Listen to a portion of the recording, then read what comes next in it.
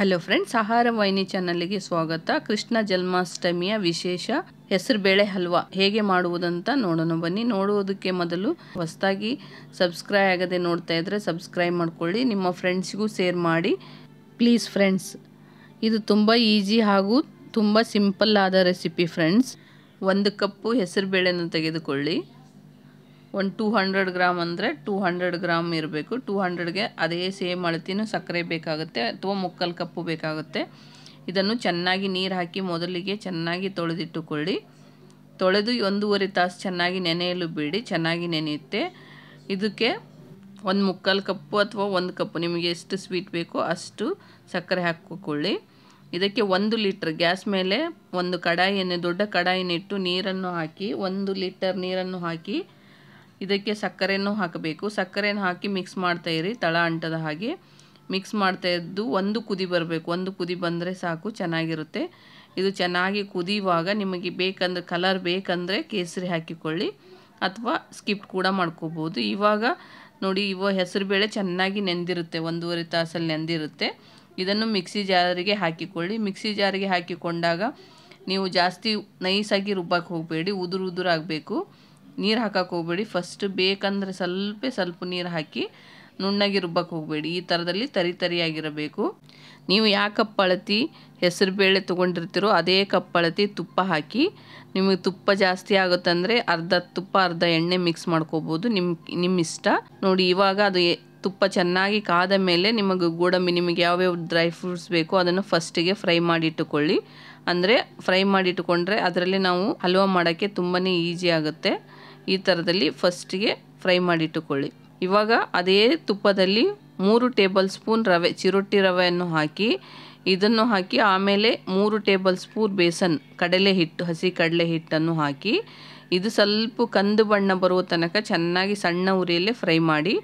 ಇದು ಸ್ವಲ್ಪ colour change ಆಗಬೇಕು, ಅಂದ್ರೇ ಸ್ಮೆಲ್ ಹೋಗಿ ಚೆನ್ನಾಗಿ ಕಲರ್ ಚೇಂಜ್ ಆದರೆ ಹಲ್ವಾ ತುಂಬಾ ಟೇಸ್ಟಿಯಾಗಿ ಬರುತ್ತೆ ಫ್ರೆಂಡ್ಸ್. ಇದು ಸ್ವಲ್ಪ ಗೋಲ್ಡನ್ ಬ್ರೌನ್, ಈ ಥರದಲ್ಲಿ ಗೋಲ್ಡನ್ ಬ್ರೌನ್ ಬರುವ ತನಕ ಇದನ್ನು ಚೆನ್ನಾಗಿ ಫ್ರೈ ಮಾಡಿ.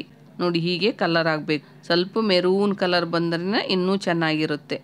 ಇವಾಗ ನಾವು ರುಬ್ಬಿಟ್ಟುಕೊಂಡ ಹೆಸರುಬೇಳೆಯನ್ನು ಇದಕ್ಕೆ ಹಾಕಿಕೊಳ್ಳಬೇಕು. ನೋಡಿ, ನೈಸಾಗಿರಬಾರ್ದು, ಉದುರಾಗಿರುತ್ತೆ. ಇದನ್ನು ಹಾಕಿ ಚೆನ್ನಾಗಿ ಮಿಕ್ಸ್ ಮಾಡ್ತಾ ಇರಿ, ಗಂಟಾಗದ ಹಾಗೆ ಮಿಕ್ಸ್ ಮಾಡಿ. ನಿಮಗಿದು ಈಜಿ ಅನ್ನಿಸ್ಲಿಲ್ಲ ಅಂದರೆ ನೀರಲ್ಲೇ ಇದನ್ನು ಚೆನ್ನಾಗಿ ಮಿಕ್ಸ್ ಮಾಡಿ 1 ಲೀಟ್ರ್ ಕುದಿಯೋಕ್ಕಿಟ್ಟಿವಲ್ಲ, ಅದು ಆರಿದ ಮೇಲೆ ಅದೇ ನೀರಲ್ಲಿ ಹಾಕಿ ಈ ಥರದಲ್ಲಿ ಹಾಕಿ ಮಿಕ್ಸ್ ಕೂಡ ಮಾಡ್ಬೋದು. ಅದು ನಿಮಗೆ ಇನ್ನೂ ಈಜಿ ಅನಿಸುತ್ತೆ. ಈ ಥರದಲ್ಲಿ ಚೆನ್ನಾಗಿ ಫ್ರೈ ಆದಮೇಲೆ ಯಾಲಕ್ಕಿ, ನಿಮ್ಗೆ ಎಷ್ಟು ಬೇಕೋ ಯಾಲಕ್ಕಿಯನ್ನು ಹಾಕಿ ಇದನ್ನು ಚೆನ್ನಾಗಿ ಮಿಕ್ಸ್ ಮಾಡ್ತಾ ಇರಿ, ಗಂಟಾಗದ ಹಾಗೆ ಚೆನ್ನಾಗಿ ಮಿಕ್ಸ್ ಮಾಡಿ. ಒಂದು 20 ನಿಮಿಷ ಆಗುತ್ತೆ ಫ್ರೆಂಡ್ಸ್ ಮಾಡೋದಕ್ಕೆ. ಇದನ್ನು ಈ ಥರದಲ್ಲಿ ಮಾಡಿದರೆ ತುಂಬಾ ಟೇಸ್ಟಿಯಾಗಿ ಬರುತ್ತೆ. ಇವಾಗ ನಾವು ಮಿಕ್ಸ್ ಮಾಡಿ ಕುದಿಸಿಟ್ಟುಕೊಂಡ ನೀರನ್ನು ಇದಕ್ಕೆ ಹಾಕಿಕೊಳ್ಳಬೇಕು.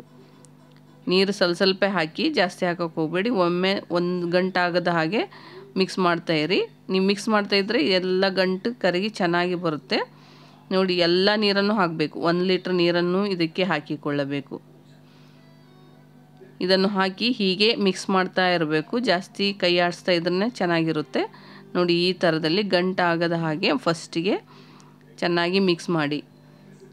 ಹಲ್ವಾ ಅಂದರೆ ನೀವು ಎಷ್ಟು ಚೆನ್ನಾಗಿ ಮಿಕ್ಸ್ ಮಾಡ್ತಾ ಇರ್ತೀರೋ ಅಷ್ಟು ಚೆನ್ನಾಗಿ ತಿಕ್ಕಾಗಿ ಬರುತ್ತೆ. ನೋಡಿ, ಈ ಥರದಲ್ಲಿ ಒಂದು 10 ರಿಂದ 15 ನಿಮಿಷ ಚೆನ್ನಾಗಿ ಮಿಕ್ಸ್ ಮಾಡ್ತಾ ಇರಬೇಕು. ಗಟ್ಟಿ ಆಗುತ್ತಾ ಬರುತ್ತೆ, ಆವಾಗ ಇನ್ನೂ ಚೆನ್ನಾಗಿ ಬರುತ್ತೆ. ನಿಮಗೆ ಬೇಕಂದರೆ ಇನ್ನೊಂದು 2 ಟೇಬಲ್ ಸ್ಪೂನ್ ತುಪ್ಪ ಕೂಡ ಹಾಕಿಕೊಳ್ಳಬಹುದು. ಇವಾಗ ಫ್ರೈ ಮಾಡಿಟ್ಟುಕೊಂಡ ಡ್ರೈ ಫ್ರೂಟ್ಸ್, ಗೋಡಂಬಿ, ದ್ರಾಕ್ಷಿಯನ್ನು ಹಾಕಿ ಇವಾಗ ಚೆನ್ನಾಗಿ ಮಿಕ್ಸ್ ಮಾಡಿ. ನೋಡಿ, ಈ ಥರದಲ್ಲಿ ಗಟ್ಟಿಯಾಗುವವರೆಗೆ ಚೆನ್ನಾಗಿ ಮಿಕ್ಸ್ ಮಾಡಿ.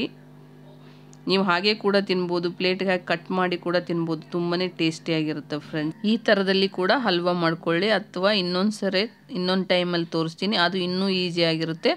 ಆ ಥರದಲ್ಲಿ ಕೂಡ ಹಲ್ವಾ ಮಾಡ್ಕೋಬೋದು. ನೋಡಿ, ಇವಾಗ ಹಲ್ವಾ ರೆಡಿ ಫ್ರೆಂಡ್ಸ್, ಹೆಸರುಬೇಳೆ ಹಲ್ವಾ ರೆಡಿ. ಇದು ತುಂಬಾ ಸುಲಭ, ಈಸಿ ಹಾಗೂ ಕೃಷ್ಣ ಜನ್ಮಾಷ್ಟಮಿಯ ಸ್ಪೆಷಲ್. ಹಾಗೆ ಇದು ನಿಮಗೆ ಇಷ್ಟ ಆದರೆ ಕಮೆಂಟ್ ಬಾಕ್ಸಲ್ಲಿ ಕಮೆಂಟ್ ಮಾಡಿ ತಿಳಿಸಿ ಫ್ರೆಂಡ್ಸ್. ಥ್ಯಾಂಕ್ ಯು ಆ್ಯಂಡ್ ಧನ್ಯವಾದಗಳು ಫ್ರೆಂಡ್ಸ್.